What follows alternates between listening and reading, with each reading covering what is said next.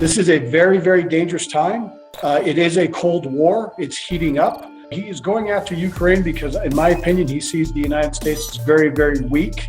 How close would you say we are to having nuclear weapons used? There is some defensive capabilities from our adversaries, which are very troubling. The Russians will either do an EMP attack or a cyber attack on different systems to either eliminate those capabilities or degrade those capabilities significantly. The civilian side, we're just going to be decimated if an EMP event happens. Humanity may not be able to recover, and that could be the end of life as we know it.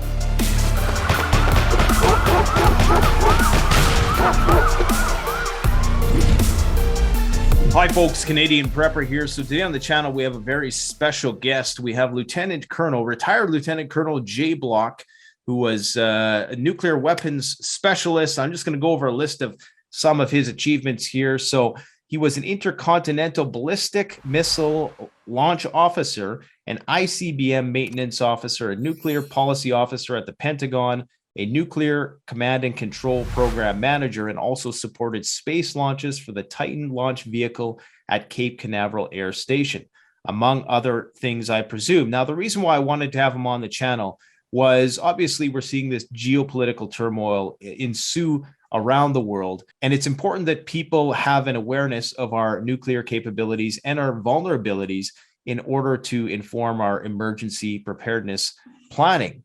So without further ado, we're just going to go right to him and tell us a bit about your background, Colonel Block, and your experience with the nuclear triad. Yeah, well, thank you, Nate, for having me on the show. It's an honor to be there, to be here with you and to the hundreds of thousands of your followers that are watching. My name is Jay Block. I'm a retired Air Force Lieutenant Colonel. I was a missileer, an ICBM launch officer for the Minuteman III missile system up in Montana. And then I was also an ICBM maintenance officer a couple times up at Minot Air Force Base, North Dakota. And I also served at Headquarters Air Force Space Command. I also worked a nuclear command and control upgrade program. I was a acquisition officer after my time as a missileer at Hill Air Force Base.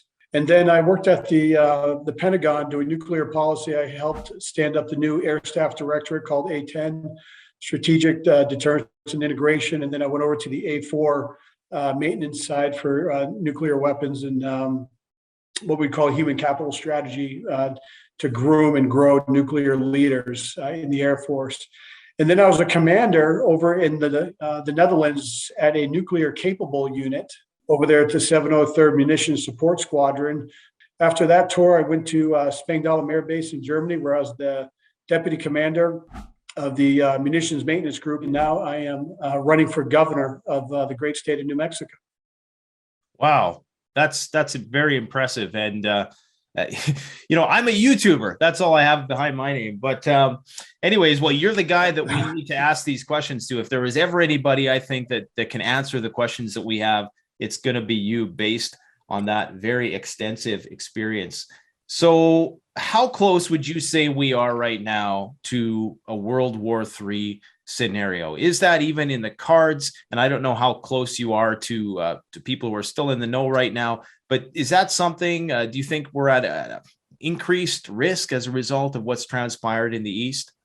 Anytime you have conflict near our NATO partners, for instance, Poland, because NATO has been expanding east, and the Soviets / the Russians have a historical grievance because, they've been invaded from the West, the Germans twice, obviously in the 20th century, and they have a history of being invaded, in the 19th century as well. So there's something there, there's something in the DNA of the Russians that make them fearful of the West. And not that I agree with that, but I understand that.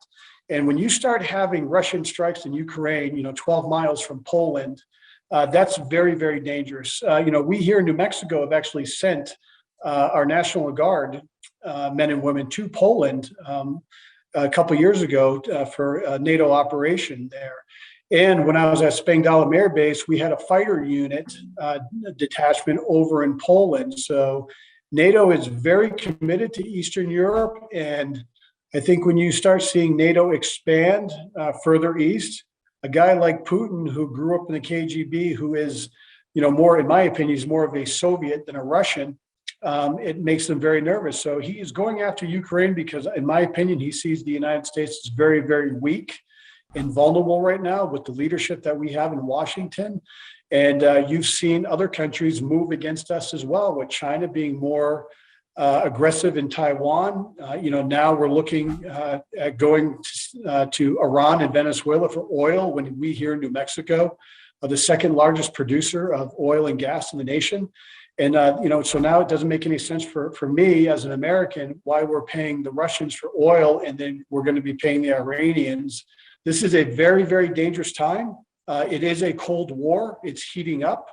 I'm trying to remember the last time that I felt that we were this close to being at war with the Russians. It might have been maybe in 1983 when the Russians shot down the Korean airliner. It could have been maybe 79 when the Russians went into Afghanistan, or it could have been 1973 Yom Kippur War when we were supporting Israel and the Russians were supporting the Arabs. This is a very, very delicate time, and you want to make sure that you have the right leadership in place. But the United States must always be ready and be strong. There's something that we in the missile business, and we're poised for peace, and we want to make sure that our military is extremely strong and our nuclear deterrent is robust. And we want to make sure that, because this country, Nate, uses nuclear weapons every day. People don't understand that. They think the last time nuclear weapons were used was 1945. The country uses nuclear weapons every day to deter, assure, and dissuade. And if that fails, then you go to the fourth tenet of defeat, and we never want to use nuclear weapons. So, we got to be ready. We have to have our systems upgraded and ready at all times. And it's a very troubling situation right now because we're perceived very weak on the world stage, in my opinion. How close would you say we are to actually having nuclear weapons used? Do you think that this is an option that Russia would truly consider at this point? I think Russia has always been a first strike capability country. I believe they think that. And I understand, I've been watching the news when Putin has said he's putting his nuclear forces on high alert. Now, I don't know what that means, because the Russians put a lot of emphasis on their ICBM force, strategic rocket forces, and their subs, the equivalent to our boomers, our Ohio-class subs. They can actually launch in port from Russia, and they have thousands of tactical nuclear weapons as well. And I'm not sure how they generate their fighters or their bombers, but we have plenty of ISR assets out there, intel, surveillance, and reconnaissance, that are watching them. But our ICBM forces are always on alert. They're the most responsive leg of the triad. And then we have our SLBMs that are out there patrolling in their boxes that are on alert as well. They got to do a couple other things to get them ready and up to go. But then we have our bombers as well. In Minot Air Force Base and Whiteman Air Force Base, with B-52s that are nuclear capable and the B-2 that's nuclear capable.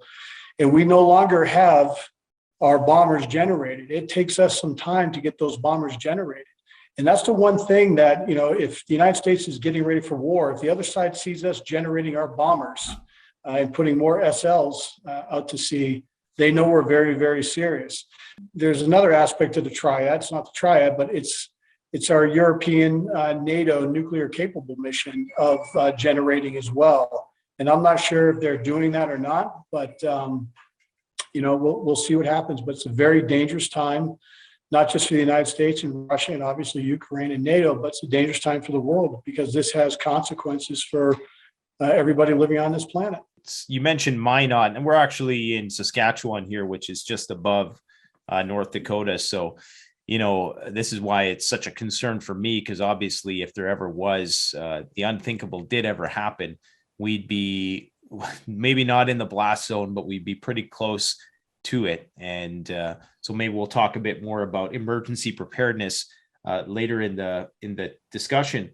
So if if World War III ensued today, how do you think it might unfold? You did briefly mention NATO's capabilities.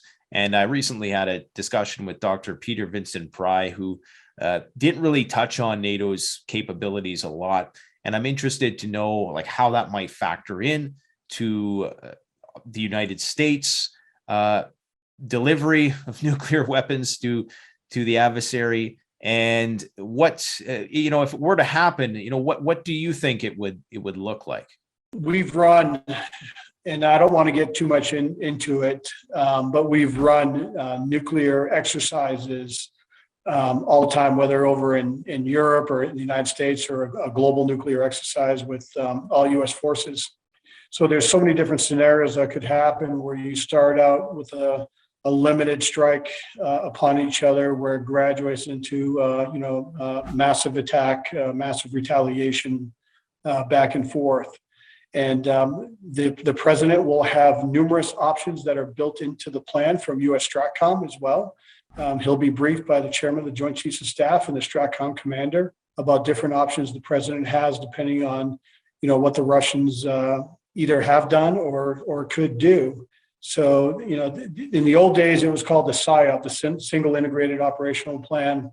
And now they use something different I don't want to discuss. But the president will have numerous options, and the president alone is the only one who has the authorization to provide authorization to use nuclear weapons.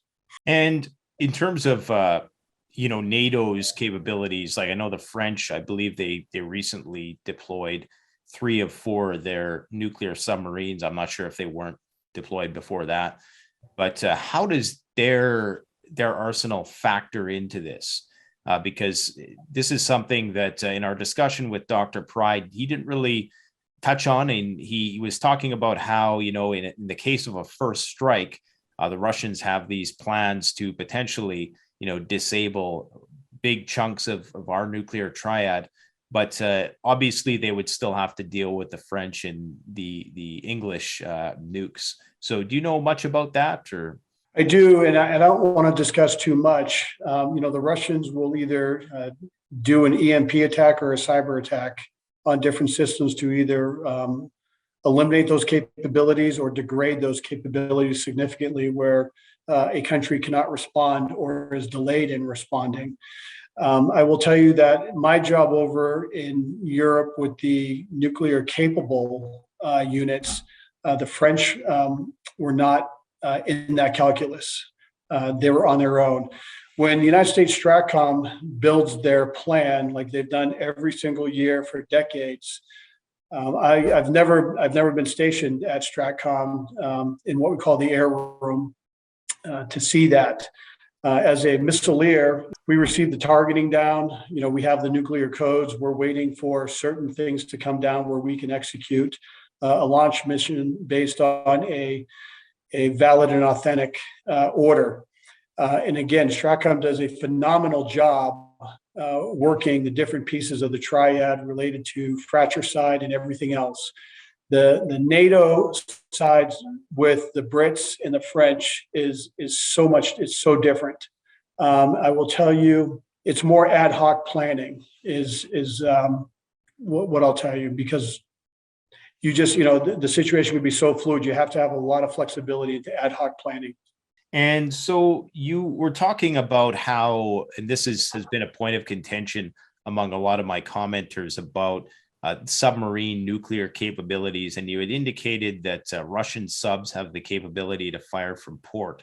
So I just wanted to get maybe a bit of more insight about how close do the U.S. subs need to be to actually launch an attack, and what sort of command and control issues could you potentially foresee interfering with their ability to do what they have to do when the time calls for it? Is there, I think one thing that Dr. Pry had said, that there was a potential that the subs could be disconnected from the command and control in the US, and they wouldn't be able to get the messages through in time. Is that something or that you guys have strategized? Yeah, so what you're talking about is nuclear command control communications, the NC3 system that we have, which is a very, very redundant system to make sure the message gets across through different frequencies from AEHF to VHF. I don't want to get too much into it, but all I will tell you is that the NC3 system is very robust. It's going through some upgrades right now, and it is tested frequently. I mean, I remember sitting on crew as a missileer, going through some different communications tests with the system as well. And I'll just leave it at that. And so these subs are equipped with what they call intermediate range missiles, correct? Well, the Russian ones can launch from in port, which is long range. They're strategic weapons. I will tell you that, in my opinion only, just looking in as an outsider, is we have a lot more reaction time when we can see the launch from a Russian port or a Russian land-based ICBM versus a Russian sub parked off, the Pacific coast or Atlantic coast. It gives the president a lot more time with different options, because we'll be able to track that launch and its potential impact based on something called dual phenomenology, with space-based and ground-based assets to give the president and the decision makers as much information as possible. So what you're saying is there's a benefit to using these intermediate or shorter range missiles in that it doesn't give them as much time to react. What I'm saying is, if I was the president, I would want as much time to make a decision as possible in a very stressful environment to make sure I respond appropriately. And how many subs? Like I think there's, last I heard was 14 Ohio class subs. And how many of these are typically active at once? I'm not going to get into those numbers. Okay. All I'll tell you is that, under the New START Treaty from 2010, we're only allowed 1,550 deployed weapons. So when you look at our ICBM force of 450 launch facilities for Minuteman III, all single RV, and right now we've reduced those numbers down a little bit because of the new follow-on ground-based strategic deterrent that's going to be deployed here in this decade. But you also have to remember, one bomber, for instance, a B-52 can carry, up to 20 Elkums. And those are going through some upgrades now with the W-80-4 weapon system. The B-2 is a penetration bomber. The B-52 is not. That's what we call a long-range standoff bomber, because it's not stealth capable. So you got to get these numbers treaty compliant, and the Russians are and I've been up at Minot a couple of times when the Russians came to inspect us to open up a particular launch facility and make sure and see how many warheads were on that particular Minuteman III. Okay, so we have maybe you could shed a bit of light on that. So there is, or there has been in the past. Do you know if those arrangements have been impeded by what's going on right now in terms of both countries inspecting their nuclear facilities, or are those things still ongoing? Well, the New START Treaty is in effect until sometime in 2026, from the last I read. And, there are protocols in place when the Russians will announce when they're coming over, and you don't know where they're going to be. But, we've done this for decades of inspections with Russians on the ground. It's one of those things that we comply with. The Air Force has been phenomenal at complying with the Russian visitors to make sure that we're compliant with the treaty. And I'm sure, and I've never been an American inspector going to Russia, so I'm not sure how those protocols work, but I've been on the receiving end of a Russian visit. And you don't think that those relationships have been compromised by what's going on right now? What I'm saying is that the treaty's in effect at all times. And if the Russians want to, and if the Americans want to do an inspection, the treaty's in effect. Okay. Maybe let's just get into talking about how this might unfold. Because I think, you obviously have a lot of knowledge about this, but the average person doesn't know any of this. And what would the primary targets be? Because I think there's a lot of misconceptions in the movies about, just releasing this volley of missiles onto the cities. But what would the primary targets be in a nuclear exchange? Well, you want to, in my opinion, again, I have not, even if I was privy to the back in the day, the single integrated operational plan or the current plan, I've not been privy to that. I've been one of the guys in operations to execute that plan with my particular piece as a ICBM launch officer, and over in Europe at a nuclear capable unit. You're going to want to go after the opponent's nuclear capabilities and take those out as quickly as possible, because if there is some type of nuclear exchange, you want to make it limited as much as possible to take out the military capabilities for them to retaliate, where you can hold other targets at risk as well. You can hold the cities, population centers at risk if you can take out their military capabilities. So that's really what you want to do.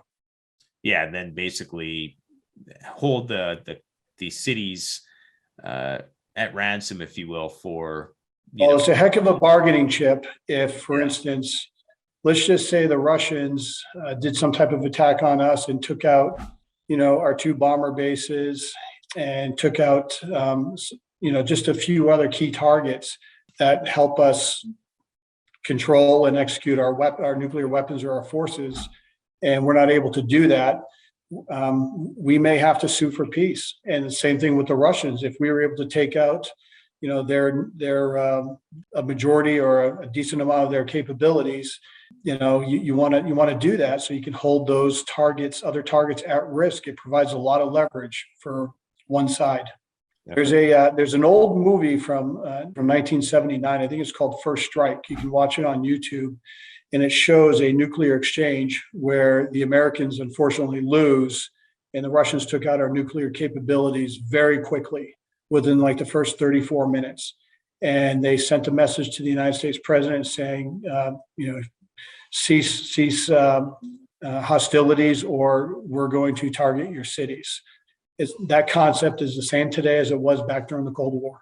Yeah, I think a lot of people are of the belief that the U.S. has the superiority in this respect in terms of the nuclear capability.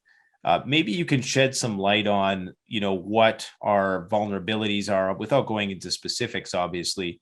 But from what I hear, a lot of these systems need upgrading, and there is a potential that, the Ruskies could get the jump on us, right? So maybe you could talk a bit about some of our vulnerabilities and what you think needs to be improved in order to bring us into the modern age. I think right now, with the aging of our nuclear systems, they need to be upgraded. There's a difference between upgrading our current systems and adding new capabilities to the current systems. We have been upgrading Minuteman III for the last 35 years, with a new guidance system. It's a new guidance system, but it doesn't give us added capabilities. We have a new propulsion system as well. We have a new command and control system. But this country has, and the Russians as well, with the nuclear test ban treaty, we have not detonated a nuclear weapon since 1992, so 30 years. So you have a lot of these components that have been aging out over time, and they got to be tested. I will tell you that there is some defensive capabilities from our adversaries, which are very troubling, and I'll leave it at that. And that's something that really worries me as an American with our nuclear forces. So defensive capabilities like what? Well, just our opponents, our competitors, our enemies, their capabilities to potentially defeat an attack. Okay, so are you talking about like missile defense, or maybe like satellites, space technology, EMP weapons? Like, are you able to get specific at all? No, I'm gonna leave it at that. Okay, so maybe just getting, and I don't know how specific you want to get with all this stuff. Do Minuteman missiles currently have multiple warheads, or are they all like single warheads? No, so we just deactivated Peacekeeper. It was called the 400th Missile Squadron at FE Warren. So there was 50 of them. That was the old MX missile that Reagan deployed. And it was deployed in the 80s, and it was stood down about 10, 15 years ago. And that had 10 warheads on it. So really, you're looking at 500 warheads on 10 missiles. It was just an incredible system. It was one of those systems where, in my opinion, if there was a strike coming, you got to get those off the ground because you don't want those to get hit with 500 weapons. So currently, right now, when those were deactivated, FE Warren had 150 Minuteman IIIs. Malmstrom Air Force Base, when I was on crew, had 200, but we deactivated one of the Minuteman III squadrons, the 564th Missile Squadron. And then Minot has 150 as well. So Minuteman used to have 1,000 deployed missiles, and now we're down to really less than 450 at the 3 missile bases, and they are all single reentry vehicle. And just so for people who do not know what that means, I think a lot of people are under the impression that one missile contains one warhead and it goes to one place. But can you explain what a reentry vehicle is? So it was either, when I was on crew, we had Mark 12, Mark 12A, and Mark 21s were deployed in the field. And those are warheads that go on top of the Minuteman III. And right now, currently, there's the Mark 21 is a single RV on top of the Minuteman III that's on alert right now in Montana, North Dakota, and at FE Warren Air Force Base in Wyoming, which has missile sites in Colorado, Nebraska, and Wyoming. So we used to have MIRV, which is multiple independent reentry vehicles. When I was on crew, we had up to 3 on Minuteman III. Now there's only 1. Because of New START, you're limited to 1,550 deployed nuclear weapons. That's one of the reasons why we went to single RV. They can be independently targeted, the MIRVs, if we had those on. Now, for instance, the Navy has MIRVed weapons on Trident. So I'm not sure how the Navy system works. I'm an Air Force guy, and I kind of like the Air Force way better. But we target the missileers may have to retarget that particular weapon. For instance, they may have to target that weapon if some type of target moves over in another part of the world, and they'll retarget that particular warhead. So you turn keys. If you have a valid and authentic launch order, you will enable the missile, launch the missile. The missile it's a hot launch out of a Minuteman III launch facility, means it burns in the silo, and it takes off. And the first stage is about 60 seconds. The second stage is about 60 seconds. The third stage is about 60 seconds. And technically, it doesn't have a fourth stage, but the fourth stage is a liquid. It's called the propulsion system rocket engine, and it's attached to the missile guidance set.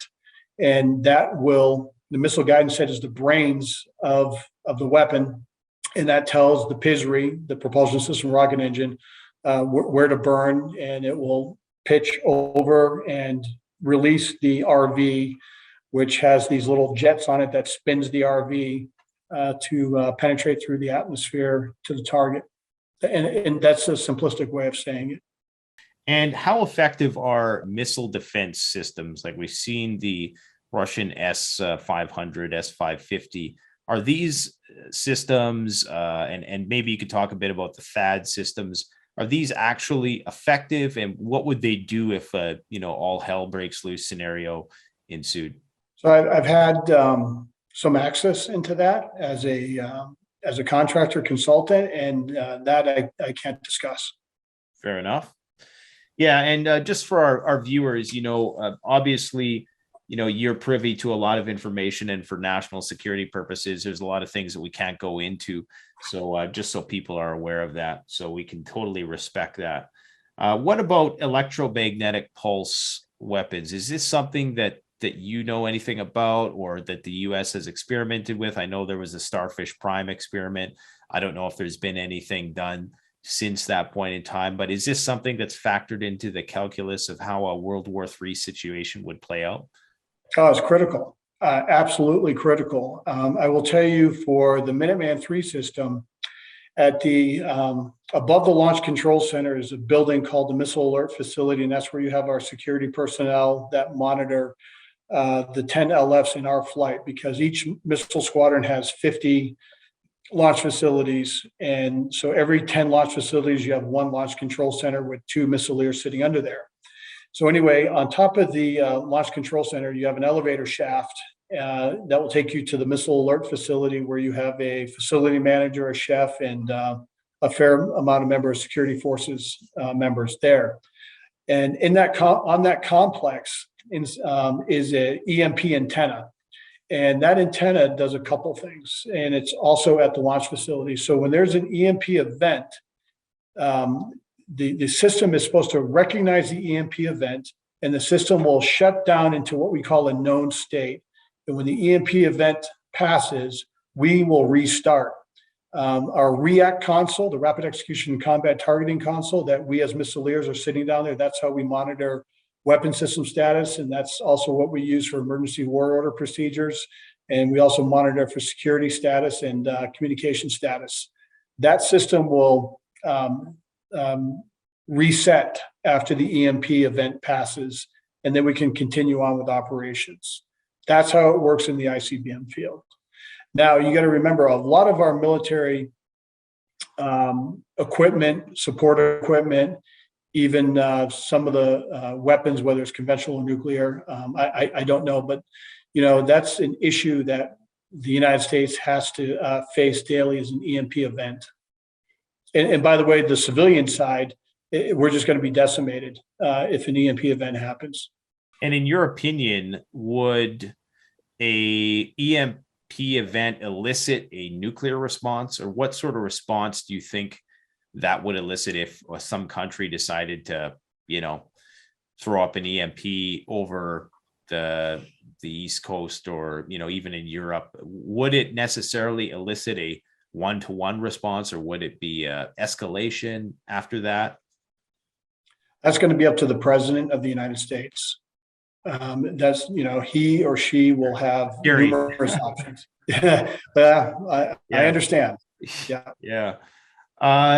So you say it's going to be up to the president. Are there, and I know you probably can't get into much detail, but is there any autonomy with any levels of command that, they might be able to make a different decision in the case of stuff that was going on? Like maybe the president isn't as privy to some of the information that they have. Are they able to make a decision on their own, or is who able to make a decision? I guess the launch officers or whoever is lower in the chain of command. So it has to be the president who makes that final call. Yeah, us, the men and women sitting down there right now on alert are not making those decisions, nor should they. That decision has to come from one person and one person only, and that is the president. There are so many safeguards built into the system where launch officers cannot take it on their own and do, and launch missiles without the correct message and procedures coming from the President of the United States. So when you hear that our nuclear forces or ICBMs are on hair trigger alert, it's really a lie. Yes, they are on alert, but the missileers can't be down there and just start turning keys. I mean, there's so many safety protocols built into the system. I sleep very, very good and sound at night, knowing that those young officers are down there doing that mission, and they do it very well, and they're highly trained, and they're incredible people doing a tough job. And again, people have to understand it's not hair trigger nuclear alert. You just don't hit a switch and things start, launching. It doesn't work that way at all. I think if it did work that way, we would have been goners a long time ago. In terms of, I was watching a movie the other day, watching it again, probably for the third or fourth time, by Dawn's Early Light. I'm not sure if you ever seen that. Yeah. And it's about a B-52 crew. Yeah. And I'm interested in the psychology of the people who are selected to do this job, because obviously, when push comes to shove, if given those orders, how do you ensure that the people are going to actually follow through with the order? And is there any sort of rigorous testing done to ensure that these people are capable of completing that mission? Or is it just, whoever gets the job? Yeah. In the ICBM field, I can talk a lot about this, and even as a commander in Europe of a nuclear capable unit, we are continuously monitored and evaluated all the time through personal responsibility program. Now it's called PRAP. It's the name has changed, but the concept is still the same. In fact, as missileers, we were tested once a month on. We had a trainer ride once a month, going through different scenarios. We were EWO tested once a month. We had codes training, ICBM codes training once a month, ICBM weapon system training once a month. We had numerous evaluations. The old saying in the ICBMs is perfection is the standard. I mean, for EWO, 90 was passing. And if you got a 90, you're not doing that well. You're expected to score 100. You're expected to be perfect every time. So it's a lot of stress. And when I went through my missile training back in the 90s, back then, I think it's different today. We had to meet with a chaplain, and the chaplain would ask us, can you actually turn keys and kill millions and millions of people? Can you use nuclear weapons if you are authorized to use nuclear weapons from the president? And if you can't, you're gone. And every day when you go out there on alert, it could be the last day for humanity. And I remember, being out there on alert. The best part of my day was when my relief would come, and I'd go up the elevator shaft, and there was this door, and I would see sunlight come under the door. And that meant the world was still there, and I did my job. And when you ride home from your site in Montana, and you just, like, I did my job yesterday for my country, to be perfect, to defend my country. So the people that are doing these jobs, they are monitored. If there's any relationship issues, financial issues, mental health issues, they're taken off duty. They're pulled down off PRP. They're going to get what they need done. And then when a competent medical authority says they are good to go to come back on duty, the commander will recertify them as a certifying official to put them back on duty. When I was doing this job, if you had a dental appointment, they took you off PRP where you were not allowed to go out because you had dental work done. So they want to make sure that you are 100% in the game and ready to go to do that job, because it is just that important to be perfect and to be mentally fit to do it, physically fit to do it, and for many of us, spiritually fit to do that job. That's interesting. And that job is not just missileers. That was our security forces people. That was our bomber pilots. Those were our maintainers. Many people come together. It's ops, maintenance, and cops come together to do this job, to keep this, our nuclear deterrent on alert and vibrant.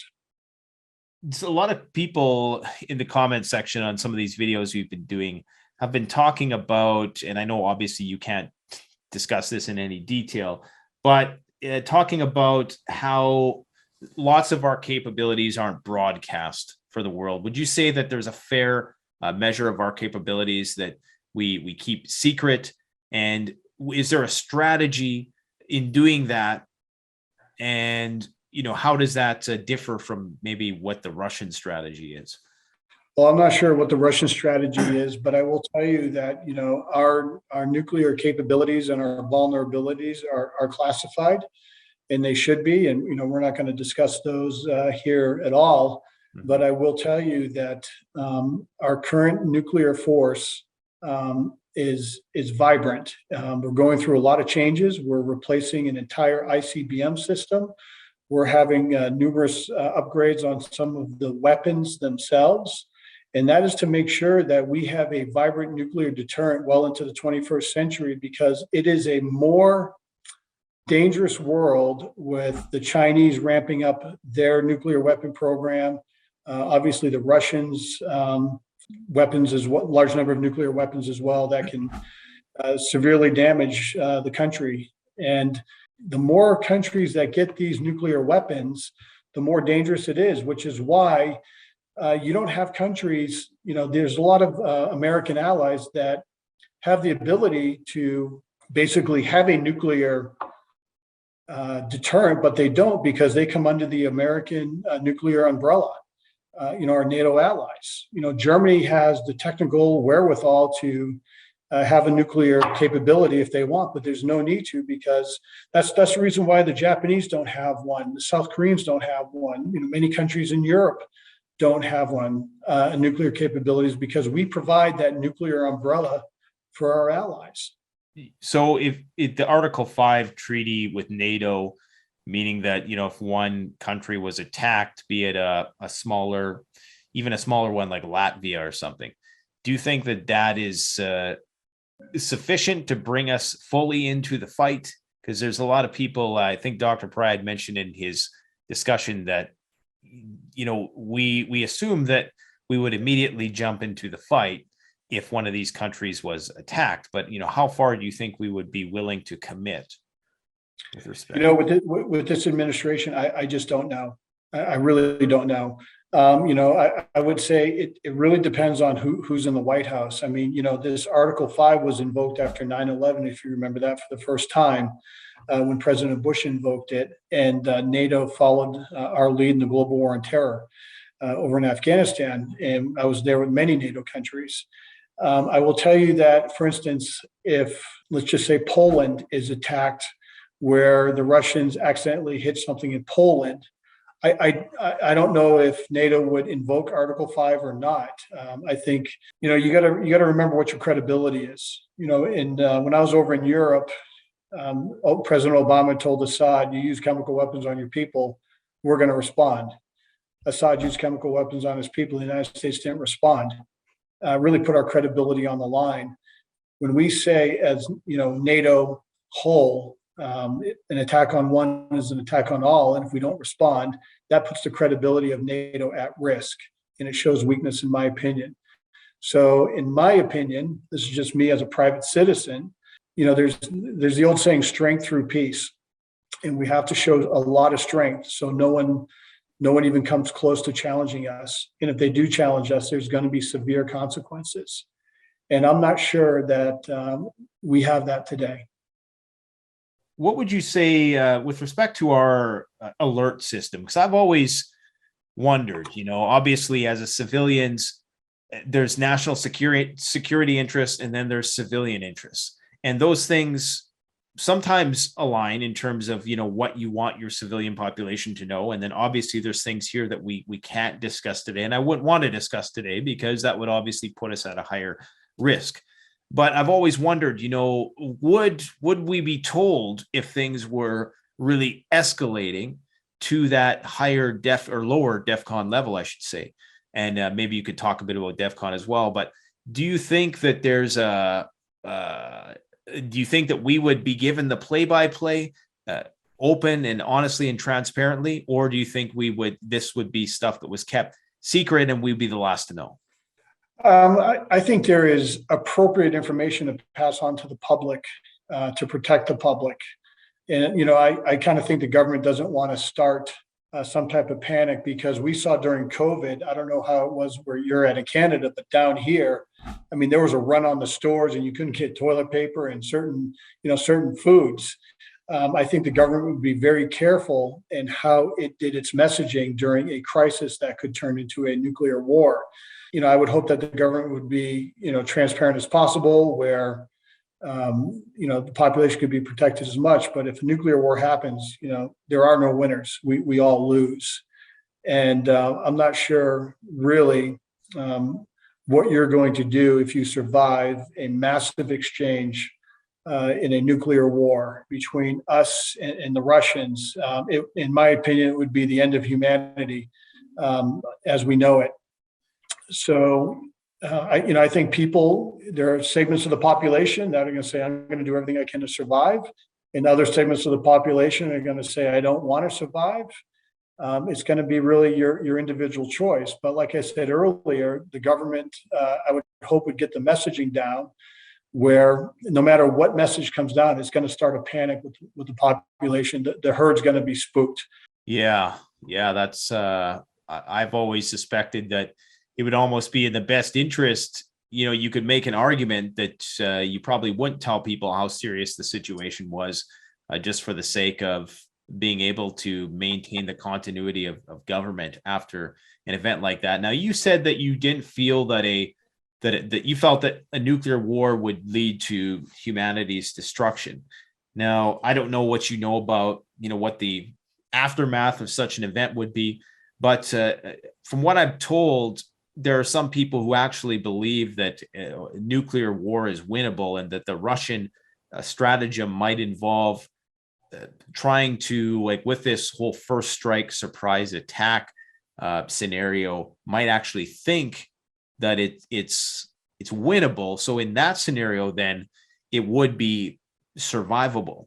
What do you think the likelihood is of either of those scenarios ensuing? You're saying that you think it would be like nuclear winter, and that would be the end of the world. Obviously, a lot of that stuff is hypothetical, but maybe you could shed a bit more light on that.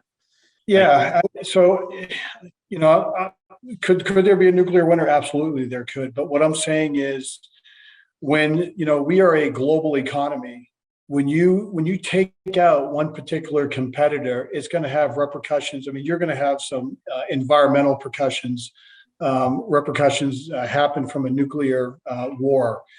And that's going to affect economies. It's going to affect supply chains. It's going to affect your access to food sources. And that's what I'm talking about. It's not just the, hey, one side, supposedly lost the war and one side won the war. I'm saying everybody's going to lose, because you're going to be, everything is so integrated today with our economy and our food, with trade, international commerce. That's what I'm talking about. I just don't think we can recover from that, depending on the scale of the nuclear exchange. Yeah, I mean, I totally agree with you 100% that, even this COVID thing created these little bottlenecks. I recall that incident in one of the canals where the ship was turned sideways, and the disruption that caused. I can only imagine what, taking one country out of the global calculus would do. So I think you're bang on the money there. Yeah, I mean, if you think about it, I mean, if China was involved in a nuclear war, and there were, just say even 10 targets in China that were hit, can you imagine how that would affect the United States? Because, I mean, you see right now the supply chain issues that we're having with China and the effect it's having here, just in our country.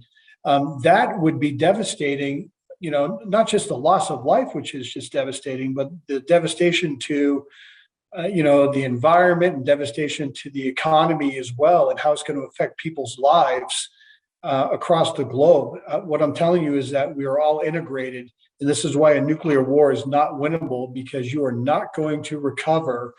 You may not be able to ever recover. Humanity may not be able to recover. And that it could be the end of life as we know it.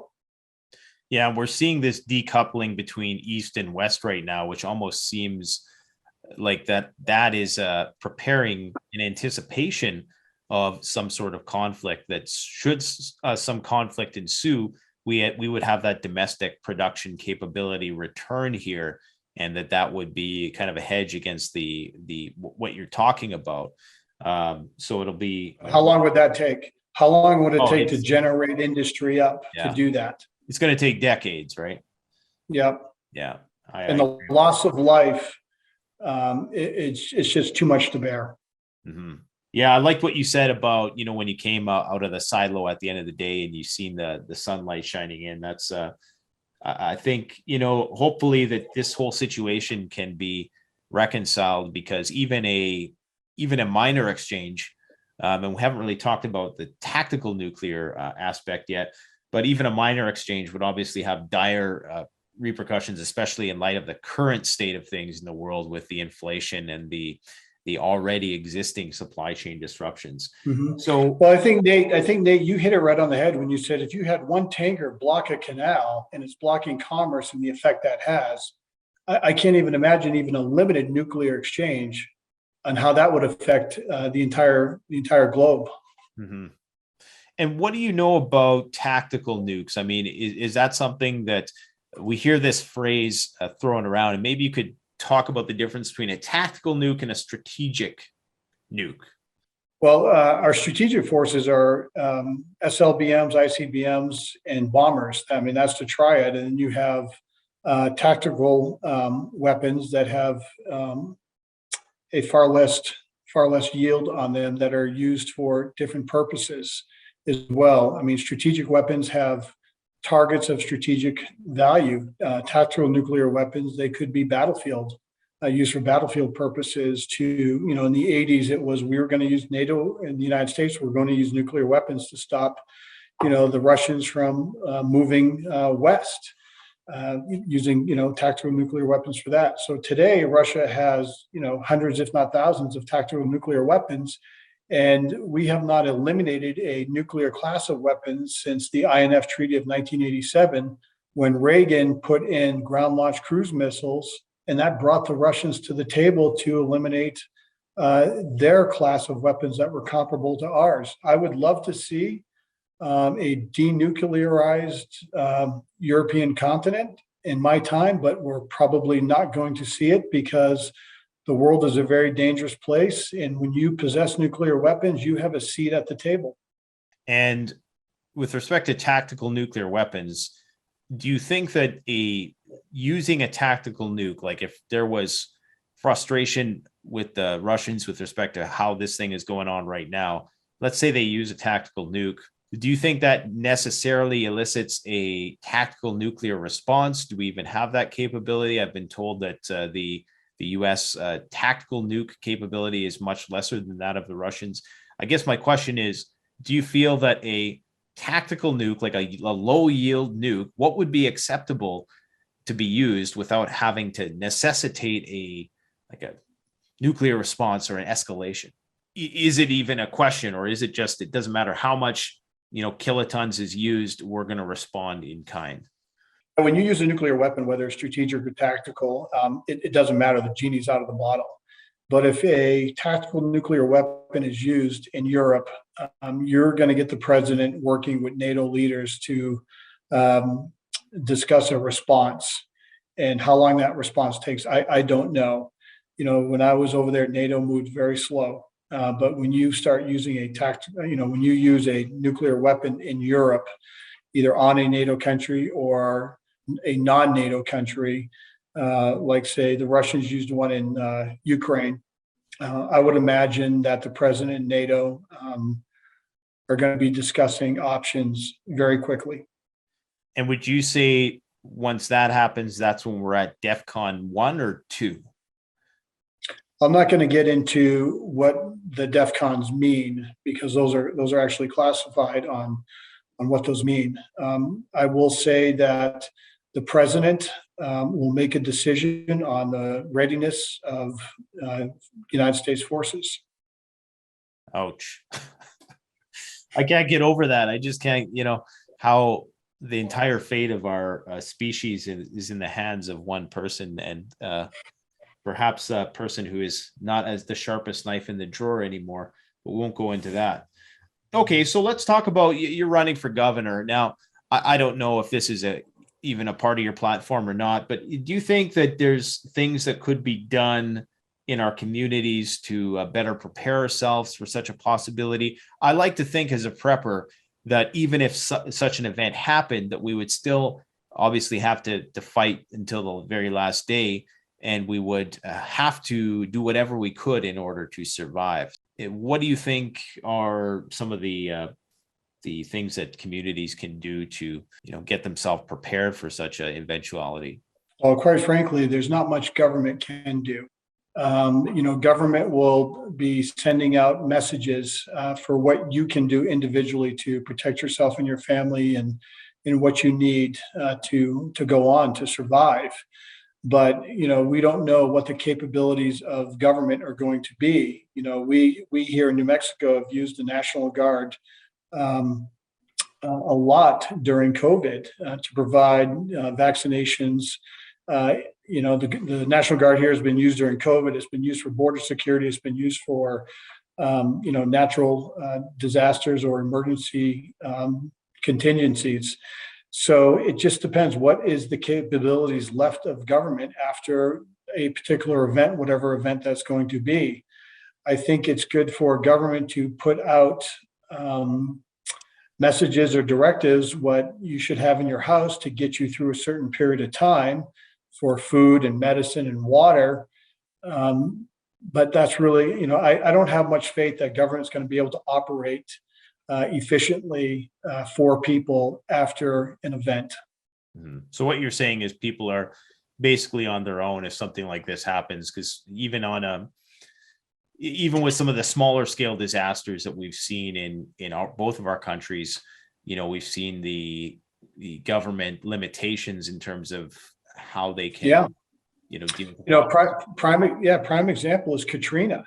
We saw just the lack of coordination between, local, state, and federal government with Katrina. It was a complete disaster. We've seen the government's response to numerous, whether it's weather events or some other thing where they go in there and FEMA sets up to help in some type of emergency management capacity. But government can't do everything. People have to be ready to take care of themselves, because there's a lot of times government is not going to be able to take care of you. They're not going to have the capabilities to take care of you. They're not going to be able to react fast enough to take care of you. They might not have the health facilities to take care of a surge in whatever issue it is. We saw COVID with the hospitals just, bursting at the seams around the country, where people were dying in hospitals, or they were just told to go home. Government is very, very limited. People think that government is there to always, provide solutions and it's so efficient. It is not. A lot of it is going to be on you, the individual. It's just the way it is. And I haven't seen really government do a lot of things efficiently, on schedule and on budget in my lifetime. Now, government has an important role to play, and they have played important roles in these disasters that we've seen here in the United States. But could they have done things better and more efficiently and faster and quicker to get much needed help and aid to the people? Yes, but they don't. And that's why it's contingent upon you, the individual, for you to be prepared. But I believe it's the government's role to tell you how to be better prepared for a contingency situation. Yeah, and unfortunately, nowadays, it appears that people are relying on government more and more, and they're almost being sent this message of, that government will take care of you in times of crisis. And then when you pair that with this American exceptionalist view that, we're always going to prevail in one of these scenarios, and which is, it's a patriotic thing to believe, I guess, but at the same time, we have to be realistic about what the adversary could potentially bring to bear upon us. So I think what you said is very, very important for people to realize. And this is the thing that we've been trying to drill into people's heads for years, that look, like, we hope nothing ever happens, but there's some sort of like psychological sticking point when it comes to prepping, that a lot of people either just don't think that it's worth the investment of their time, or they just think that nothing bad is ever going to happen to them, kind of a normalcy bias sort of thing.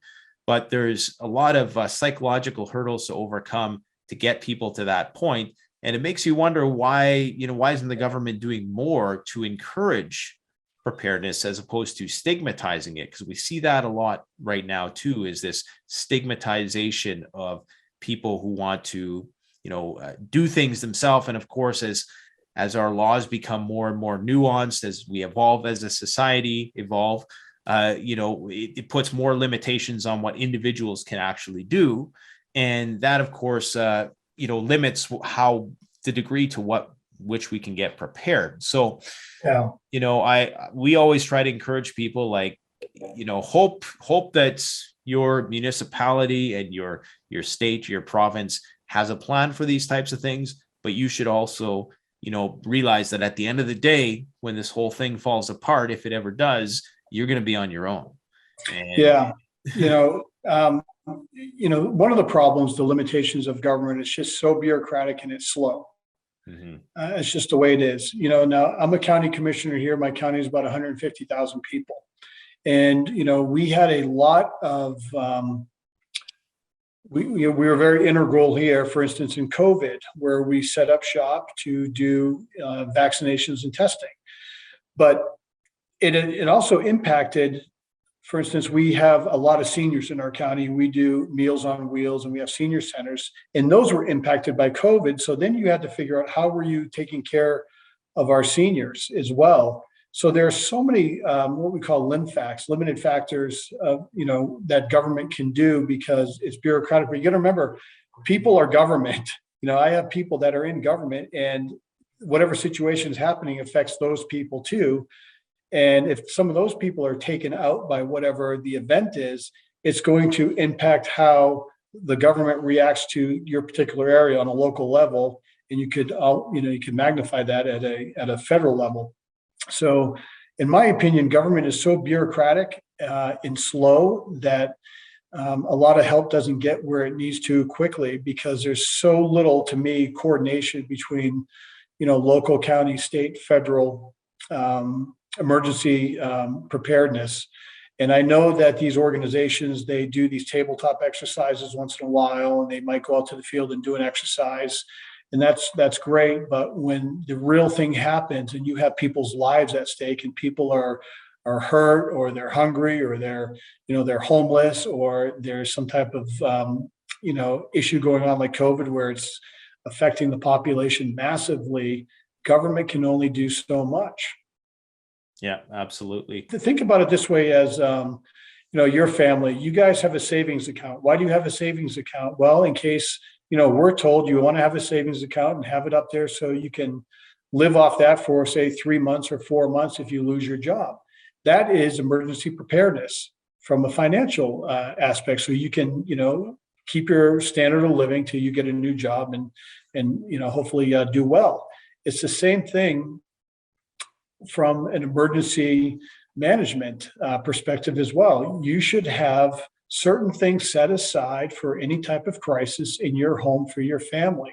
And do you feel that the state that you're in and that you're running for governor in, do you feel that there is adequate emergency preparedness planning in place, or do you feel that that's especially moving into the future? Of course, I think there's only going to be more and more of these events and potential for crisis to unfold.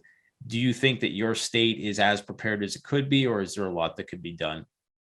No, I mean, I've never seen any commercials coming down from state government on emergency preparedness, what you should have in your home to prepare, or anything like that. I mean, we saw it here in New Mexico when the governor not just shut us down in March of 2020, but then shut us down again in the late fall, early winter of 2020, when she, put us out in lines in the cold, waiting for food and, to go shop and get basic necessities. That's not the way to do it. If we had some real leadership here in New Mexico, the governor would have worked with not shut small businesses down instead of just only keeping big businesses open, so people would have those options to go get what they need to prepare. And that didn't happen here in New Mexico. And that's one of the huge failures of this governor. So that's an interesting, I have an interesting background where, I've been a commander in the military a couple times, and you have to be able to prepare and understand contingencies and how it affects people. And you got to work with different organizations. And as a local government guy myself, I have that background and experience, and it's all about leadership and vision and trying to think 2 steps ahead of the problem. And this governor failed miserably at what happened here in New Mexico, because we had one of the highest death rates in the nation, as well as one of the highest vaccination rates. And we had one of the highest COVID rates. And yet we were one of the most restricted states here on lockdown for a long, long time. And it just devastated our state, which was already poor already. We already had, some of the highest crime in the nation. We had some of the highest unemployment. We had the worst schools nationally here. So this really puts so many people over the edge. And this is why we see so many increased mental health issues, increased suicides here in New Mexico. increased issues with our children because the governor did not prepare for COVID and the effects of COVID on the population. Well, it sounds like you're going to be running an interesting campaign, and I'd encourage anybody who's in New Mexico to go take another look at it. And we'll post a link to that in the comment section below. Is there any closing thoughts that you have on the stuff that I've talked about today? Anything that you feel that people should know that I've missed? Well, a couple of things. Know that there are incredible men and women serving this country in uniform in what we call the nuclear enterprise that are doing amazing work. Right now, the leadership in this country is very, very scary, but I have not lost confidence in those men and women that are doing, nuclear operations day to day, nor have I lost confidence in our military members doing the mission every day on the conventional side. Or in cyber or intel. We have incredible professionals that love this country and want to defend this country with their life. But it's sad that we don't have competent leadership in Washington, D.C. Or, by the way, here in Santa Fe with this governor who's been a complete failure. And then I think what people should walk away from this is, okay, you look at this military crisis in Europe, and how it's affected us in the United States with oil prices being at record highs across the country, record high inflation, the highest inflation in over 40 years, high unemployment. People here in the United States are hurting. And I would hope that Americans and our good friends in Canada are preparing themselves and have learned lessons from COVID and what we've seen here, how the Biden administration has really affected the stability of the world with weakness. And it's very concerning to me to see your country, which I thought was a free country, react the way it has. Same thing with Australia and New Zealand. I never thought I'd see countries crack down on freedom as much as Canada has, the United States has, Australia and New Zealand has. It really scares me that government can just do that so quickly, because if you told me in 2019 as an American that we weren't allowed to go to school or go to church or we weren't allowed to open our business and some of the other things, I would have thought I'm living in the old Soviet Union or I'm living in Cuba. No, you're living in the United States in 2020, 2021, in even some areas in 2022. So just, you got to be prepared for contingencies. Please, you can set aside a little bit every month to be ready for something that you may not see coming. Yeah, I appreciate you mentioning our country. And, it seems that crisis appears to beget that authoritarianism, and governments are very seldom to relinquish that control once they have it. So we always have to be very vigilant in terms of trying to uphold our constitutional rights and freedoms. So I appreciate you coming out today and talking about this stuff. And, I wish you the best of luck in your campaign. It sounds like it's going to be a good one. And when does is that this year that the election is taking place? Yeah, so I just won the pre-primary convention in Ruidoso, New Mexico in late February. And I'm on the top of the ballot for the primary so I can get the Republican nomination on June 7th. My website is block, BLOCK, 4FOR, newmexico.com. I'd appreciate if you can go on there, and if you're a believer in limited government and freedom, and you trust the individual over big government, please take a look at my campaign. I love this country. I fought for this country. I've served this country for over 2 decades, and I want to bring freedom and hope back to New Mexico. So if you could go on there and donate and contact us, I'd be honored. Can't think of anybody better for the job than somebody who was in charge of our nuclear missiles. So thanks again for coming out. We appreciate it. Thank you so much, Nate. I appreciate it. I'm honored. Okay, you take care. The best way to support this channel is to support yourself by gearing up at CanadianPreparedness.com, where you'll find high-quality survival gear at the best prices, no junk, and no gimmicks. Use discount code PREPPINGGEAR for 10% off. Don't forget, the strong survive, but the prepared thrive. Stay safe.